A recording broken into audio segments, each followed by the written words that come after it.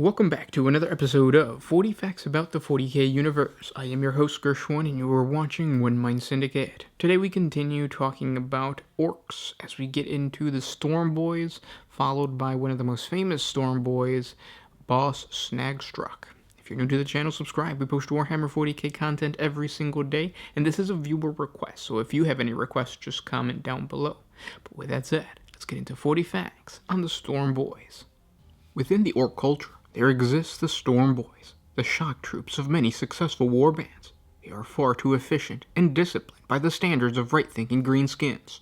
Their contrary stance to the good old-fashioned values of anarchy and disorder manifests in a desire to be organized and obedient. Nevertheless, they are still orcs, and they share the orcish desire to get into battle as quickly as possible. To this end, they go to war strapped to rocket packs that, when activated, propel their wearers forward on great tongues of oily black flames. Greenskins grow up faster than humans, but young orcs sometimes take a year or so to find their place in society. This can lead to feelings of rebellion and anger in the orc youth, and he may run off to join a Stormboy camp, especially if he is a military-minded Goth or Blood Axe. These camps provide direction for the greenskins, who are sick of being told that they can do whatever they like. Young orcs can become addicted to the regimental life of a Stormboy, dedicate their lives to the time-honored martial practices of drilling, marching, and hurtling through the air. Forethought and planning are avoided by most orcs, who much prefer to just make things up as they go along, and do not see the need for discipline. The Stormboyz are the exception to this rule, and have actual respect for authority. The battle gear of a common orc tends to be individualistic and tattered, whereas Stormboyz revel in sporting uniform colors and equipment. Stormboyz are also obsessed with the trivial details of warfare, such as the strength and location of the foe. The older orcs view all the parading, boot polishing, and volunteer obedience with something between amusement and contempt, but the Stormboyz take it very seriously indeed. Despite their strange ways, the orc boys are a force to be reckoned with upon the battlefield. They are always eager to prove their prowess to their friend and foe alike by putting their battle drills in practice and using their rocket packs to ensure that they are the first to get stuck in. Flying into battle is seen as undignified by older orc warriors, who far prefer to charge headlong into the enemy while waving their arms and shouting at the top of their lungs. Still, even really old greenskins realize the airborne nutcases are invaluable when attacking Imperial bastions and defense lines. After all, a hurtling great lump of rocket-powered orcs can be a very effective weapon in itself. Unfortunately for the Stormboyz, the volatile jump packs made by those rare mech boys willing to work for them are anything but reliable. A mech finds the image of a malfunctioning rocket pack as amusing as the next orc. It is a common sight to see a Stormboy corkscrewing into the distance or plowing into the ground, much to the entertainment of his comrades. Despite this proclamations of military genius, Stormboy battlefield doctrines are very much a case to pull the lever, shout "Here we go," and hope for the best. Stormboyz are notorious for marching around an orc camp, screaming, "I don't know what you've been told, Stormboy mobs is mighty bold. We're the hardest of the lot, we make you lot look like rots." One of the most distinguishable Stormboyz and an impressive general, Boss Zagstruk, is a merciless killer and a fanatical disciplinary. Boss Zagstruk is a much-feared leader of the band of Stormboyz, known as the Vulture Squad. He despises weakness and loves nothing more than bullying other smaller beings into doing precisely what they are told. Zagstruk's mood swings between foul temper and a murderous fury at the slightest provocation. The Vulture Squad holds their leader in high esteem and fear his famous rage far more than any enemy. The boss, as his disciplines call him, never lowers his voice beneath a shout. Worse still, he executes on the spot any who show insubordination or cowardice. This tends to keep even the largest of the orcs under his charge in check. The rumor is that Zagstruk was born in the center of a human settlement, and that he quickly throttled his way across the hinterlands to his parent tribe. His warriors say that every day since his birth, Zagstruk has made at least one kill, and that he takes any excuse for a fight. The petrifying look in Zagstruk's eye is a testament to this, and many of the Vulture Squads swear blind that they have seen the boss stare down warlords, gnarlwolves, and squigots alike. The Vulture Squad get their name from Zagstruk's personal aircraft, the Vulture. This huge, red fighter bomber is an antique by the standards of modern orc aircraft. Nevertheless, it still packs a fearsome payload, not least of which are the vultures themselves. Climax of a battle, Boss Zagstruk and his lads will fly in a low attack run over the front line, riding in the belly of the thundering vulture. At a barked command from Zagstruk, the vulture's primary bomb base falls open and sends the cargo of Stormboyz plummeting towards the battle below. At the last minute, Zagstruk will order his boys to fire up their rocket packs, sending the orcs into the enemy, boots first, even as the blitz missiles slung under the fins of Zagstruk's own pack whistle to blast craters in the foe's lines. This signature attack is made all the more devastating by Zagstruk's own war gear, the bionics known as the Vulture Claws.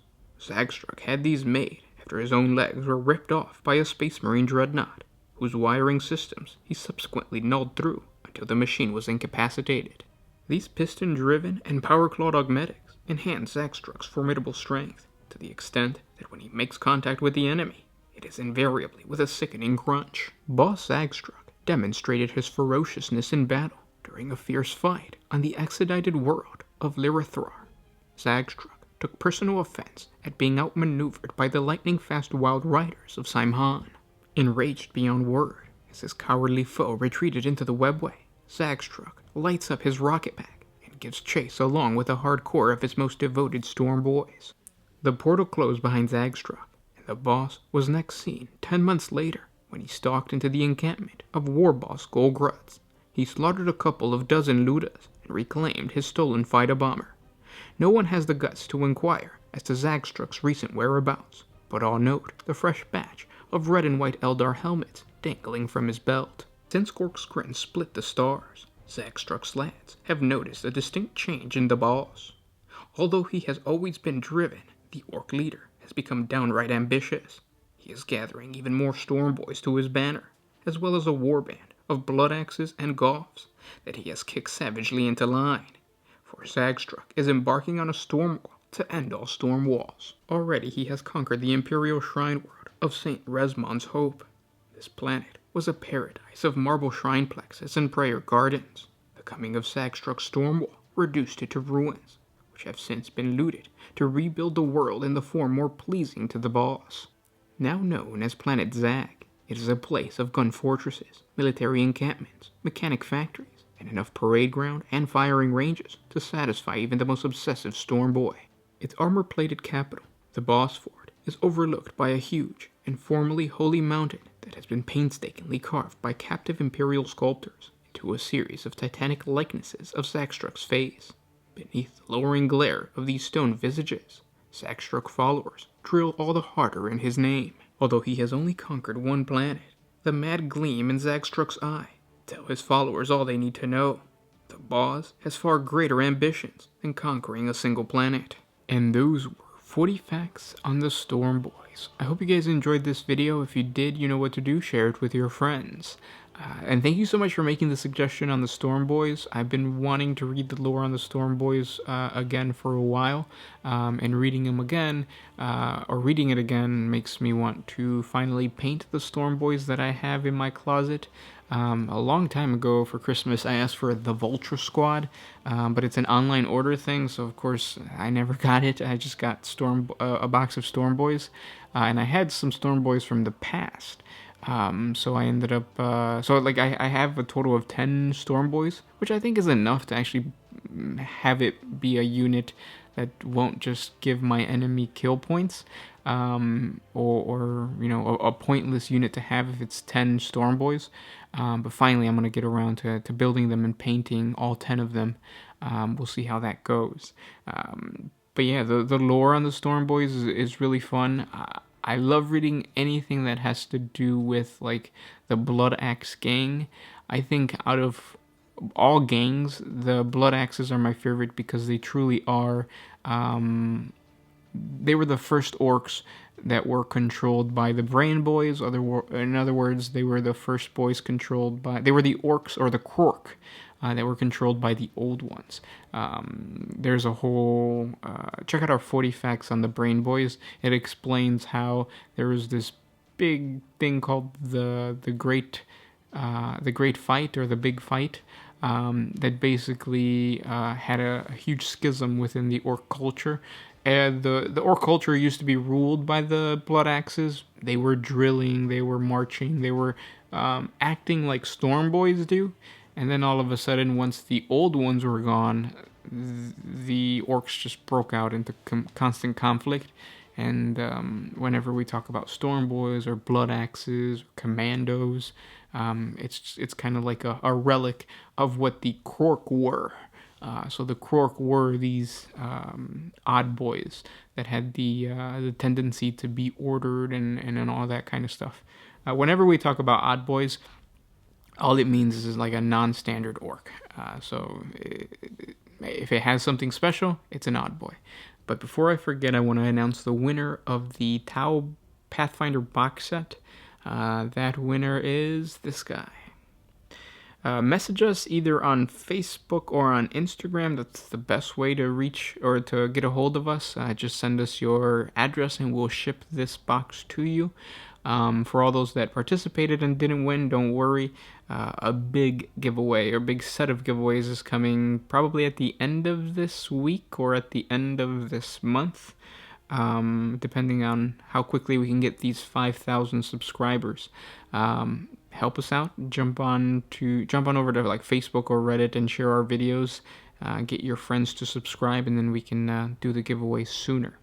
I've told you guys, I kind of gave you guys the hint of what we're going to be giving away, but it's pretty Primarch heavy, I guess.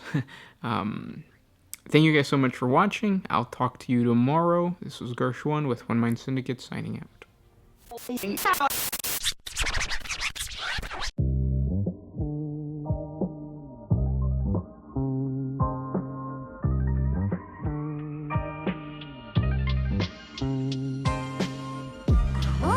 used to put my freedom first in any situation.